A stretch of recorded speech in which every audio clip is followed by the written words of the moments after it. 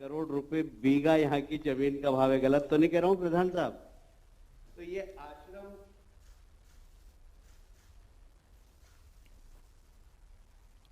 अतिशीघ्र प्रधानमंत्री जी आने वाले हैं। जैसे ही प्रधानमंत्री जी आए वैसे ही हमको दोनों हाथ आ गए। प्रधानमंत्री जी आ गए, जरा जोरदार तालियां बजाकर दोनों हाथ ऊपर करके तालियां बजाकर स्वागत करिए। बोलिए भारत माता की, भारत माता की, वंदे वंदे।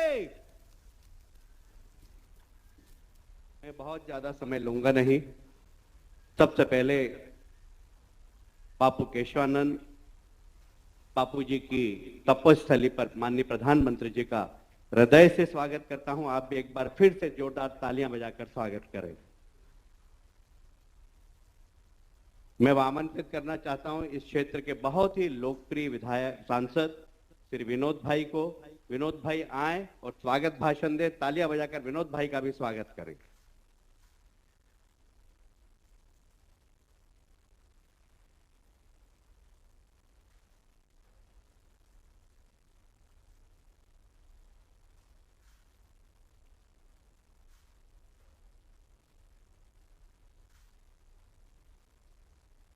खोखरा हनुमान हरिधामना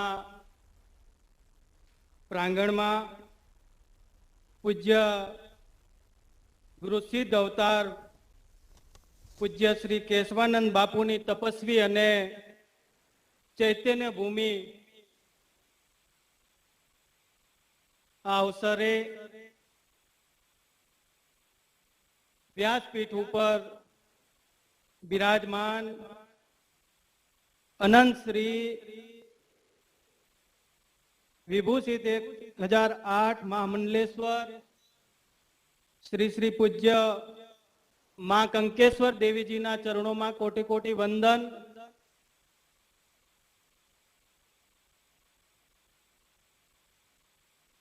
अने आ राम कथानी अंदर अने हनुमानजी महाराजनी मूर्तिना अनावरण प्रसंगे अपनी साथे वर्चुअली जोड़ाયેલ अपना सौनु गुजरातीओनु गौरव भारत माताना लाल अने विश्वना सौथी लोकप्रिय नेता एवा आदरणीय श्री नरेंद्र मोदी साहेबनु हूँ मोरबीनी जनता वती एमनो आवकार करूं छूं, एमनु स्वागत करूं छूं, एमने अभिनंदन करूं छूं। कारण के आपणे सौ जाणीए छीए के मोरबीनी ए दुखनी घड़ी होय होनारतनी, मोरबीनी ए वर्तमान समयनी अंदर चालती सुखनी घड़ी होय। आदरणीय नरेंद्र मोदी साहेब ए आपणी साथे सतत अपना सुख अने दुखनी साथे मोरबीनी जनता साथे जोड़ायेला छे। पूज्य मंच पर उपस्थित पूज्यवर मुक्तानंद बापूजी, पूज्य इंद्रभारती बापूजी, पूज्य दुर्गादास जी बापूजी અને આપણી વચ્ચે મુખ્ય મહેમાન શ્રી ભારત સરકારના સિનિયર મંત્રી શ્રી કૃષિ પ્રધાન આદરણીય શ્રી નરેન્દ્રસિંહ તોમરજી, અમારા પાર્ટીના રાષ્ટ્રીય મહામંત્રી શ્રી આદરણીય શ્રી કૈલાસ વિજયવર્ગીયજી, આપણી વચ્ચે ઉપસ્થિત આપણા વિધાનસભાના અધ્યક્ષ આદરણીય શ્રી निमाबेन आचार्य जी, नरेंद्र सिंह तोमर जी, सांसद श्री मोहन भाई कुनरिया, आदरणीय श्री दुर्लभ जी भाई, आदरणीय श्री कांति भाई अमृतिया, उपस्थित आ कथाना मुख्य यजमान श्री भाई श्री अजय भाई, आदरणीय जयंती भाई कवाड़िया, मंच पर विराजमान सर्वे श्री दुर्लभजी भाई, अपना संतगण ने नमन, મોટી સંખ્યામાં ઉપસ્થિત સર્વે આ કથાના મોરબીની ધર્મ પ્રેમી સૌ જનતાને પણ મારા વંદન. અજયભાઈ આપણી સાથે આદરણીય શ્રી હમણાં જ મોદી સાહેબ આપણને આજના પ્રસંગને ઉદ્બોધન કરશે, પણ આપણે સૌ જાણીએ છીએ કે આ એક પૂજ્ય કેશવાનંદ બાપુની એક તપસ્વી અને ચૈત્ય ભૂમિ છે અને પૂજ્ય ના નેતૃત્વમાં સતત ને સતત અહીંયા આપણે જોઈ રહ્યા છીએ કે જે રીતે આપણા દેશના પ્રધાનમંત્રી શ્રી આદરણીય નરેન્દ્ર મોદી સાહેબના નેતૃત્વમાં વિકાસની સાથે સાથે દેશની અંદર ધર્મની વિરાસતની જાળવણી અને જીર્ણોદ્ધાર થઈ રહ્યો છે. એ જ રીતે આ મોરબી જિલ્લાની અંદર પણ માના સાનિધ્યમાં આ જગ્યા ઉપર ભગવાન દ્વારકાધીશ, ભગવાન રામ દરબારનું શિવાલય, માં દુર્ગાનું મંદિર, ખોખરા હનુમાનજી મહારાજની મૂર્તિ અને એક રમણીય અને ધાર્મિક સ્થળ બનવા જઈ રહ્યું છે. અહીંયા અનેક દાતાશ્રીઓના સહયોગથી આપણે જોઈ રહ્યા છીએ કે ગૌશાળા પણ ચાલી રહી છે. અહીંયા ઋષિ કુમારો સંસ્કૃત પાઠશાળા અને વેદ ધામ પણ ભવ્ય તો ભવ્ય બન્યું છે. આવી ભવ્ય પવિત્ર ભૂમિ આ સૌરાષ્ટ્રની આ મોરબી જિલ્લાની અંદર માના સાનિધ્યમાં આપણને મળી છે, ત્યારે આપણે માને કોટી કોટી વંદન કરીએ. અને આજે જ્યારે પ્રત્યક્ષ રીતે આપણી સાથે વર્ચ્યુઅલી રીતે જ્યારે દેશના પ્રધાનમંત્રી શ્રી નરેન્દ્ર મોદી સાહેબ આપણને ઉદ્બોધન કરવાના છે, હું ફરી એકવાર આપ સૌ વતી એમને આવકારું છું, એમને વંદન કરું છું, એમને અભિનંદન કરું છું. અસ્તુ. ભારત માતા કી જય.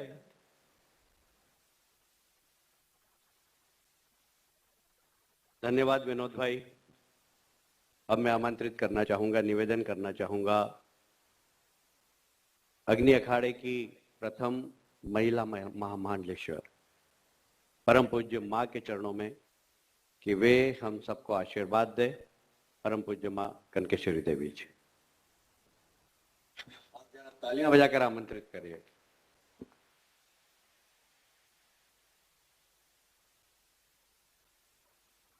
श्री खोखरा हनुमान हरिहर धाम के प्रांगण में 108 फीट गुजरात की प्रथम ऊंची जो हनुमान जी महाराज की प्रतिमा बनी है, इसके अनावरण के उपलक्ष्य में आयोजित राम कथा में मंच पर विद्यमान सभी संतगण, सभी राज्य के महानुभाव, अभी विनोद जी ने सभी के नाम बता दिए हैं,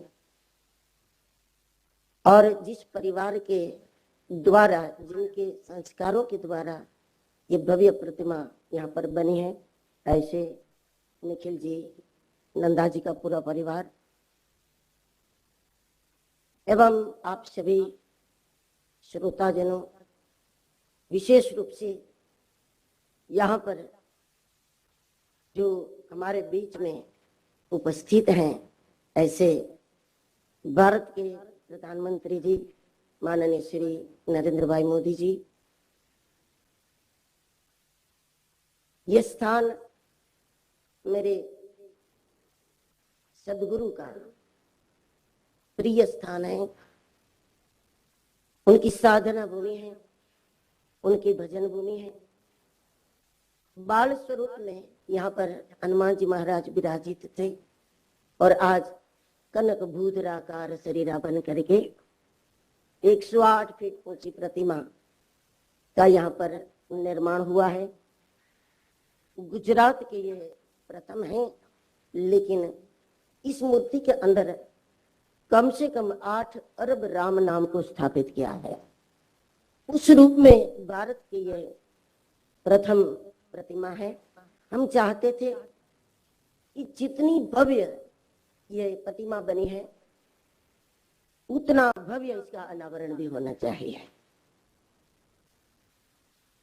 और जब कैलाश ने बताया कि शायद ने बताया शायद इसके अनावरण में प्रधानमंत्री जी भी आ सकते हैं, और जैसे ही बताया और हमने इस बात को अच्छे से पकड़ लिया कि ऐसा भी होना चाहिए, नहीं ऐसा ही होना। और हनुमान जी की कृपा से सारे काम सिद्ध होते ही हैं, और गुरु महाराज की कृपा से आज ये होने जा रहा है कि हमारे प्रधानमंत्री जी के कर कमलों से इस भव्य मूर्ति का यहाँ पर अनावरण होने जा रहा है। जो व्यक्ति राजनीति में होता है तो अक्सर हम सबका अनुभव ऐसा था कि उसकी अध्यात्म की सूझबूझ कुछ उतनी ज्यादा नहीं होती, और जो लोग अध्यात्म के होते हैं उसमें राजनीति की कुछ सूझ समझ नहीं होती है, बहुत कम होती है। लेकिन ये भारत का सौभाग्य है कि भारत को ऐसा नेतृत्व प्राप्त हुआ है कि जिसमें राज भी है और योग भी है। और हनुमान जी की प्रतिमा का जब अनावरण करना है तो ऐसे राजयोगी के द्वारा ही होना चाहिए, और हम सबका ये सौभाग्य है कि हमको ऐसे प्रधानमंत्री प्राप्त है। तो आज ये परिसर ही नहीं, मोरबी ही नहीं, पूरा गुजरात इस बात को लेकर के गौरवान्वित है कि आदरणीय प्रधानमंत्री जी के कर कमलों से ये कार्य होने जा रहा है। इस अवसर पर मैं गुरुदेव के चरणों में प्रार्थना करूं कि जब देश और दुनिया महामारी और युद्ध जैसे घोर संकटों से ये धरा जब गुजर रही है, और ऐसे कठिन काल में भारत का नेतृत्व ऐसे राजयोगियों के हाथों में रहे और भारत रहे, सुरक्षित रहे। जय गिरनार।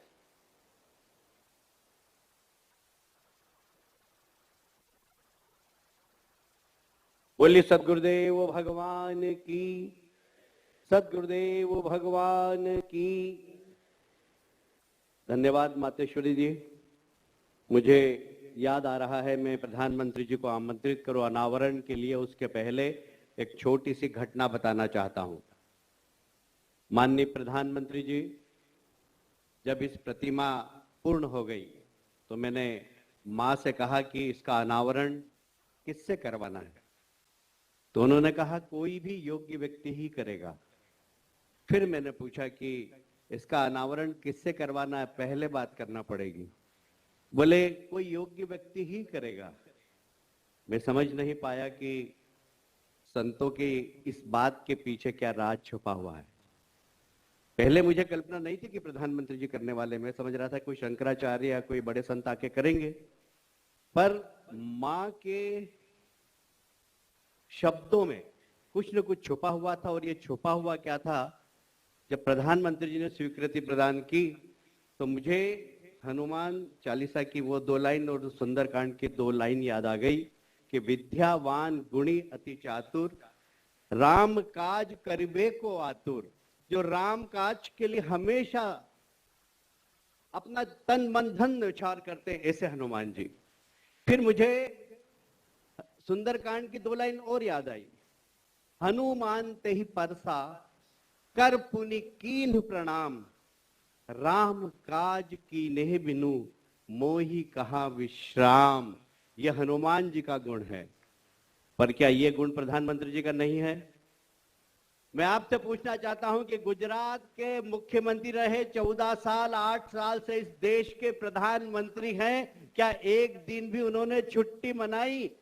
जो हनुमान जी का गुण है राम सेवा का, वही गुण प्रधानमंत्री जी का है राष्ट्र सेवा का। राष्ट्र सेवा ही राम सेवा है, राम सेवा ही राष्ट्र सेवा है। इसलिए मां ने कहा था कोई योग्य व्यक्ति ही इसका अनावरण करेगा, और इसका अनावरण करने के लिए मैं देश के प्रधानमंत्री जी से निवेदन करूंगा कि आप इस मूर्ति का अनावरण करें और हम सबको सौभाग्य दें कि हम उनके अच्छे तरीके से दर्शन करें।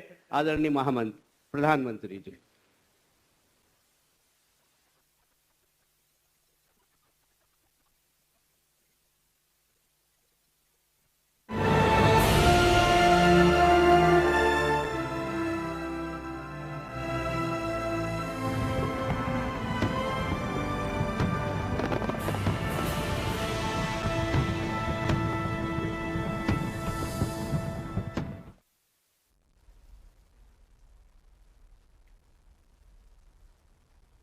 दोनों हाथ ऊपर बंद करके जरा तालियां बजाना चाहिए।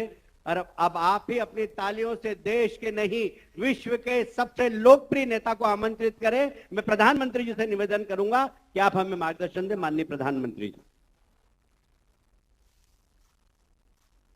नमस्कार।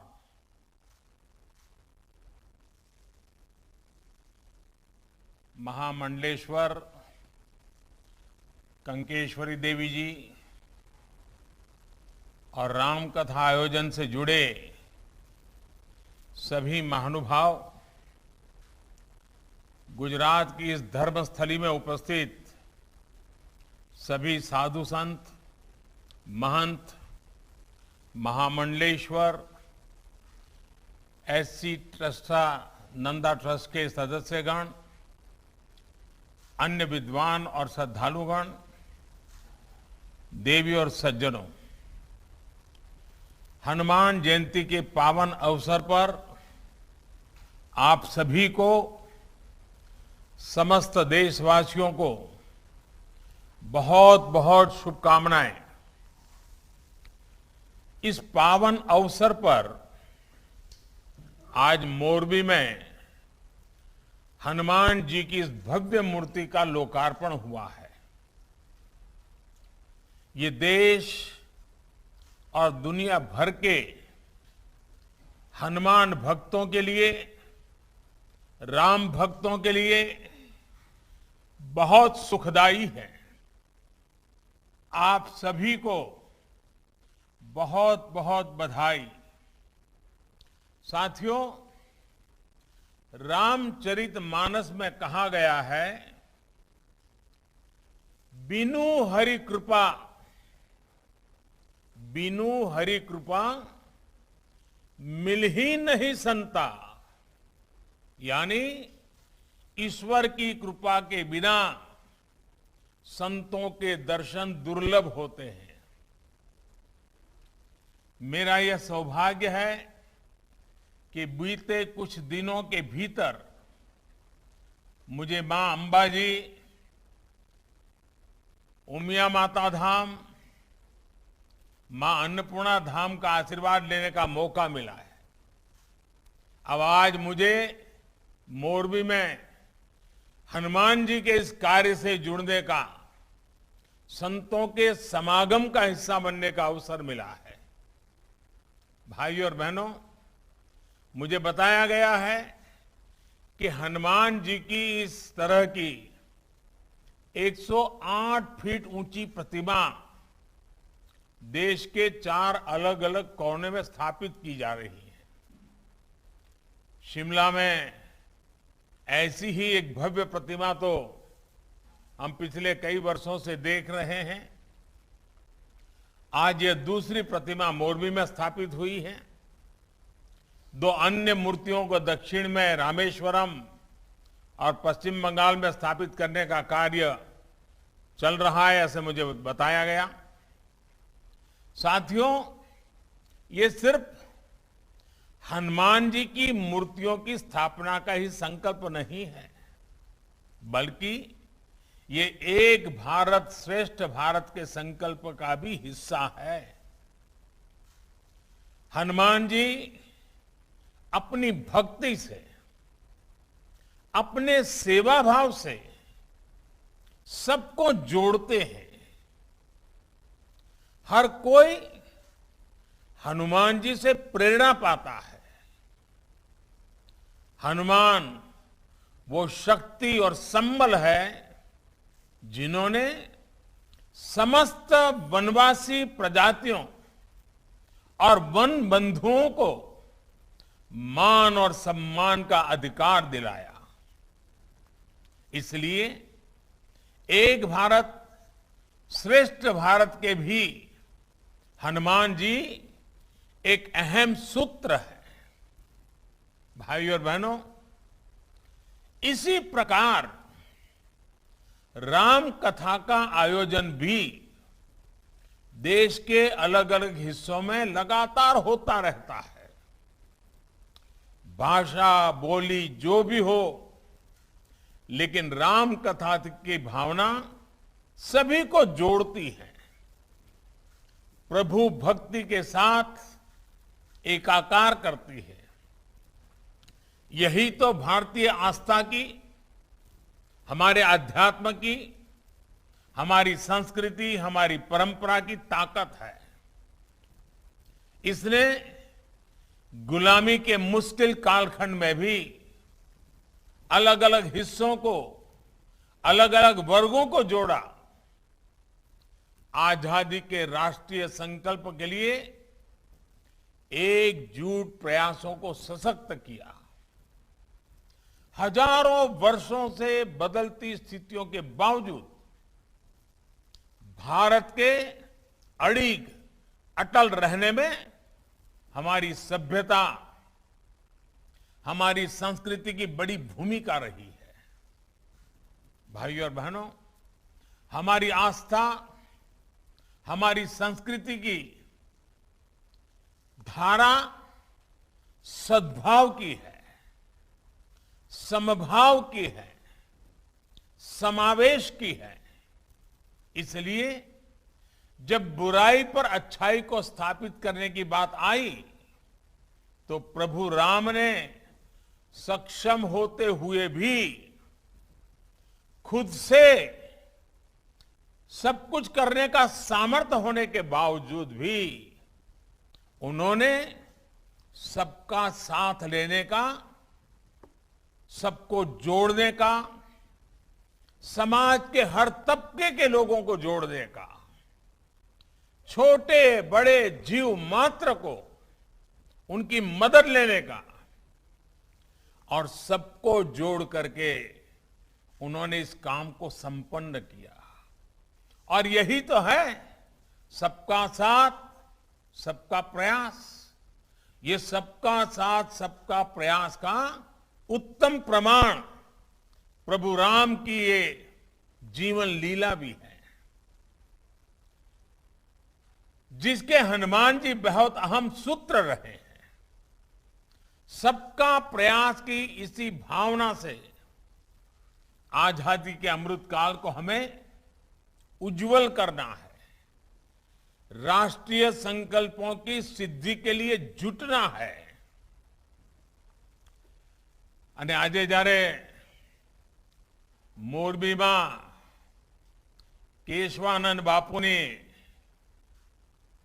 આ તપોભૂમિ પર આપ સૌના દર્શન કરવાનો મોકો મળ્યો છે, ત્યારે તો આપણે તો સૌરાષ્ટ્રમાં દિવસમાં કદાચ 25 વાર સાંભળતા હોઈશું કે આપણી આ સૌરાષ્ટ્રની ધરતી સંતની ધરતી, સુરાની ધરતી, દાતાની ધરતી, संत सुरा ने दातानी आ भूमि ये अपना काठियावाड़ी, अपना गुजरातनी अने एक प्रकारे अपना भारतनी आगवी ओळख पण छे।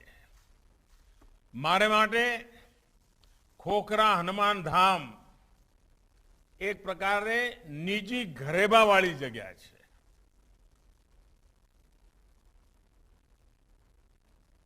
एनी साथे मारो नातो मर्म અને કર્મનો રહ્યો છે, એક પ્રેરણાનો નાતો રહ્યો છે।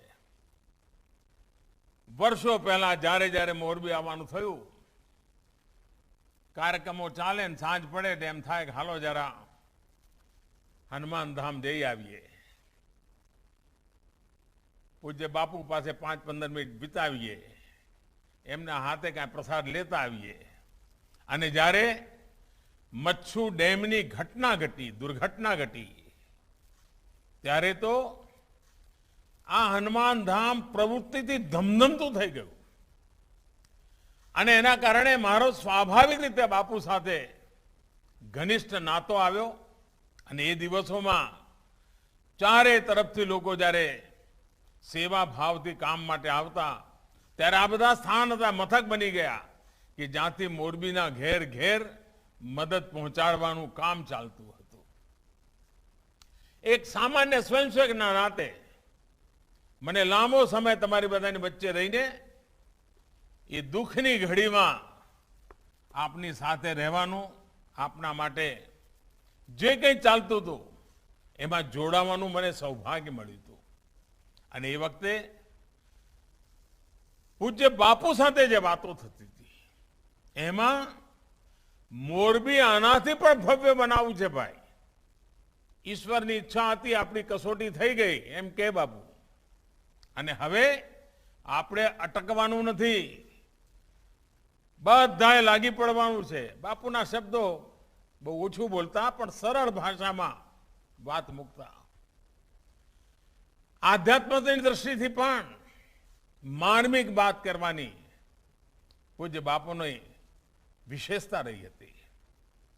ત્યાર પછી પણ અનેક વાર એમના દર્શન કરવાનું સૌભાગ્ય મળ્યું. અને જ્યારે ભુજમાં અને કચ્છમાં ભૂકંપ આવ્યો, હું એમ કહી શકું કે મોરબીની દુર્ઘટનામાંથી જે પાઠ ભણ્યા હતા, જે શિક્ષણ લીધું હતું, આવી પરિસ્થિતિમાં કેવી રીતે કામ કરાય એનો જે અનુભવ હતો એ ભૂકંપની અંદર કામ કરવામાં લેખે લાગ્યો. અને એટલા માટે હું આ પવિત્ર ધરતીને વિશેષ ઋણી છું.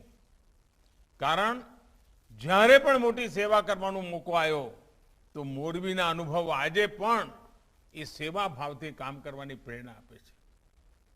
અને જેમ ભૂકંપ પછી કચ્છ ઝળહળી ઉઠ્યું છે, એવું જ આફતને અવસરમાં પલટવાની ગુજરાતીઓની જે આગવી તાકાત છે એ મોરબીએ પણ બતાવી. આજ આપે જુઓ, ચીની માટીના ઉત્પાદકો આપણા ટાઇલો બનાવવાનું કામ કહો, ઘડિયાળનું કામ કહો, તો મોરબી આવી એક ઔદ્યોગિક પ્રવૃત્તિનું પણ કેન્દ્ર બની ગયું. નહીં તો પહેલા બચ્છુ ડેમ પહેલા ચારે તરફ ઈંટોના ભઠ્ઠા સિવાય કઈ દેખાતું નહોતું. મોટી મોટી ચીમનીઓ અને ઈંટોના ભઠ્ઠા. આજે મોરબી આન બાન શાન સાથે ઊભું છે. અને હું તો પહેલા પણ કહેતો હતો કે એક બાજુ મોરબી, બીજી બાજુ રાજકોટ અને ત્રીજી બાજુ જામનગર. જામનગરનો બ્રાસ ઉદ્યોગ, રાજકોટનો એન્જિનિયરિંગ ઉદ્યોગ અને મોરબીનો ઘડિયાળનો ઉદ્યોગ કહો કે આપણા સિરેમિકનો ઉદ્યોગ કહો, આ ત્રણેયનો ત્રિકોણ જોઈએ તો એમ લાગે કે જાણે એક નવું મિની જાપાન આપણે ત્યાં સાકાર થઈ રહ્યું છે. અને આ વાત હું આજે જોઈ રહ્યો છું કે એક એવો સૌરાષ્ટ્રની અંદર એક એવો આ ત્રિકોણ ઉભો થયો છે. અને હવે તો એમાં કચ્છ પણ પડખે ઉભેલું કચ્છ પણ ભાગીદાર બની ગયું છે. આનો જેટલો આપણે ઉપયોગ કરીએ અને જે રીતે મોરબીમાં ઇન્ફ્રાસ્ટ્રક્ચરનો વિકાસ થયો છે, મુખ્ય રીતે બધી સાથે જોડાઈ ગયું છે. આ અર્થમાં મોરબી, જામનગર અને રાજકોટ અને આ બાજુ કચ્છ એક પ્રકારે રોજગારની નવી તકો ઊભી કરનારું એક સામર્થ્યવાન નાના ઉદ્યોગોથી ધમધમતું કેન્દ્ર બનીને ઉભર્યું છે. અને જોતામાં મોરબી એક મોટા શહેરનું રૂપ લેવા માંડ્યું અને મોરબીએ પોતાની આગવી ઓળખ ઊભી કરી. આજે દુનિયાના અનેક દેશોમાં મોરબીની પ્રોડક્ટ પહોંચે છે, એના કારણે લોકોને મોરબીની ઓળખ થઈ ગઈ છે. અને આ ઓળખ આ ધરતી પર જે સંતો, મહંતો, મહાત્માઓ એને કઈ ને કઈ જ્યારે સાવ સામાન્ય જીવન હતું ત્યારે પણ એમણે તપ કર્યા, આપણને દિશા આપી અને એનું આ પરિણામ છે. એ પરિણામને લઈને અને આપણું ગુજરાત તો જ્યાં જુઓ ત્યાં કંઈ ને કંઈ આસ્થાનું, શ્રદ્ધાનું કામ ચાલતું જ હોય. દાતાઓની કોઈ કમી ન પડે. કોઈ પણ શુભ કામ કરીને લઈને નીકળો તો દાતાઓની આપણે ત્યાં એક પ્રકારે મોટી હરોળ ઊભી થઈ જાય અને એક પ્રકારે સ્પર્ધા થઈ જાય. અને આજે તો કાઠિયાવાડ એક પ્રકારે યાત્રાધામનું કેન્દ્ર બની ગયું છે એમ કહું તો ચાલે. કેટલા બધા, કોઈ જિલ્લો એવો બાકી નહીં હોય કે જ્યાં આગળ મહિને હજારોની તાદાદમાં લોકો બહારથી ના આવતા હોય. અને સરવાળો કરીએ તો એક પ્રકારે યાત્રા કહો યા ટુરિઝમ કહો, એણે કાઠિયાવાડની એક નવી તાકાત ઊભી કરી છે. આપણો સમુદ્ર કિનારો એ પણ હવે ગાજતો થયો છે. મને ગઈકાલે અમારા નોર્થ ઇસ્ટના ભાઈઓને મળવાનું થયું, ઉત્તર પૂર્વી રાજ્યોના ભાઈઓ. સિક્કિમ, ત્રિપુરા, મણિપુર આ બધા રાજ્યોના ભાઈઓને મળવાનું થયું. એ હમણાં ગુજરાત આવ્યા હતા બધા. અને દીકરી પરણાવવા માટેનો જેમ સાજો સામાન લઈને ભાગીદાર બને એમ શ્રી કૃષ્ણ અને રૂકમણીના લગ્નમાં રૂકમણીના પક્ષે બધા આવ્યા હતા. હવે આ ઘટના પોતાના એક તાકાત ઊભી કરે છે. અને જે ધરતી પર ભગવાન કૃષ્ણના લગ્ન થયા હતા ત્યાં માધવપુરના મેળામાં આખું નોર્થ ઇસ્ટ ઉમટી પડ્યું. પૂરબ અને પશ્ચિમની એકતાનું એક અદ્ભુત ઉદાહરણ પૂરું પાડ્યું. અને ત્યાંથી જે લોકો આવ્યા હતા એમના હસ્તશિલ્પીઓનું જે વેચાણ થયું છે એને તો નોર્થ ઇસ્ટના માટે એક આવકની મોટું સાધન ઊભું કરી દીધું છે.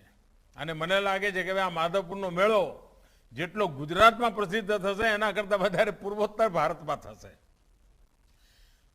આર્થિક ગતિવિધિ કેટલી બધી વધતી હોય છે. આપણે ત્યાં કચ્છમાં રણોત્સવ કર્યો. હવે રણોત્સવમાં કોઈને જવું હોય તો વાયા મોરબી જ જવું પડે. એટલે મોરબીને જતે જતે લાભ મળે. આપણા મોરબીના હાઈવેની આજુબાજુ કેટલી બધી હોટલો હવે બની ગઈ છે. કારણ કચ્છમાં કચ્છ ધમધમતું થયું તો મોરબીને પણ એનો લાભ મળતો થયો. એને વિકાસ જ્યારે થતો હોય છે અને આ પ્રકારના પાયાના વિકાસ થતા હોય છે ત્યારે એ લાંબા ગાળાની સુખાકારીનું કારણ બનતા હોય છે. લાંબા ગાળાની સુખ વ્યવસ્થાનું એક ભાગ બની જતા હોય છે. હવે આપણે ગિરનારમાં રોપવે કર્યો. આજે વડીલો પણ જેમણે જીવનમાં સપનું જોયું હોય પણ ગિરનાર ના જઈ શક્યા હોય કઠિન ચઢાઈના કારણે હવે રોપવે કર્યો તો કેટલો બધો મને બધા કહે છે કે સાહેબ 80-90 વર્ષના બધા વડીલોને લઈને એમના સંતાનો આવે છે અને જીવનમાં ધન્યતા અનુભવે છે. પણ આની સાથે સાથે શ્રદ્ધા તો છે જ પણ આવકના પણ ભરપૂર સાધનો પેદા થતા હોય છે. રોજગારી મળતી હોય છે. અને ભારતની પોતાની તાકાત એટલી મોટી છે કે આપણે કશું પણ ઉછીનું લીધા વિના ભારતના ટુરિઝમને ખૂબ વિકસાવી શકીએ એમ છીએ. એને સાચ અર્થમાં સારી રીતે પ્રસારિત કરીએ. અને એના માટેની પહેલી શરત છે જેટલા પણ આવા તીર્થક્ષેત્રો છે ને ત્યાં એવી સફાઈ હોવી જોઈએ કે લોકોને ત્યાંથી સફાઈ રાખવાનું શિક્ષણ મળવું જોઈએ. નહીં તો પહેલા આપણને ખબર છે મંદિરમાં જઈએ તો પ્રસાદના કારણે પણ એટલી બધી ત્યાં આગળ તકલીફો થતી હોય. હવે તો મેં જોયું છે કે આપણા મંદિરોમાં પ્રસાદ પણ સરસ મજાના પેકિંગમાં આપે. જ્યારે મેં કહ્યું કે ભાઈ પ્લાસ્ટિક નહીં વાપરવાનું તો મંદિરોમાં હવે પ્રસાદ પ્લાસ્ટિકમાં નથી આપતા મોટા ભાગના મંદિરો ગુજરાતમાં.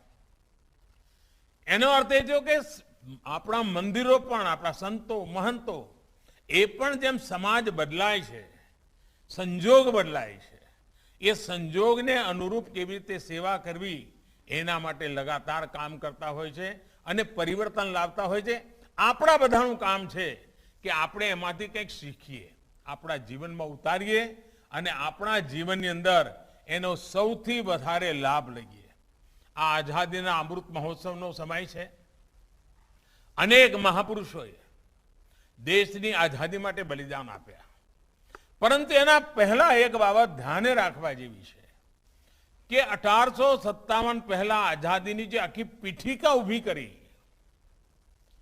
જે આધ્યાત્મિક ચેતનાનું વાતાવરણ ઊભું કર્યું, આ દેશના સંતોએ મહંતોએ ઋષિઓએ મુનિઓએ ભક્તોએ આચાર્યોએ અને જે ભક્તિ યુગ પ્રારંભ થયો એ ભક્તિ યુગે ભારતની ચેતનાને ફરી એકવાર પ્રજ્વલિત કરી અને એમાંથી પછી આઝાદીના આંદોલનને એક નવી તાકાત મળી. આપણે ત્યાં સંત શક્તિ સાંસ્કૃતિક વિરાસત એનું પોતાનું એક સામર્થ્ય રહ્યું છે જેને હંમેશા સર્વજન હિતાય સર્વજન સુખાય સર્વજન કલ્યાણ માટે થઈને સમાજ જીવનમાં કંઈ ને કંઈ કામ કર્યું છે.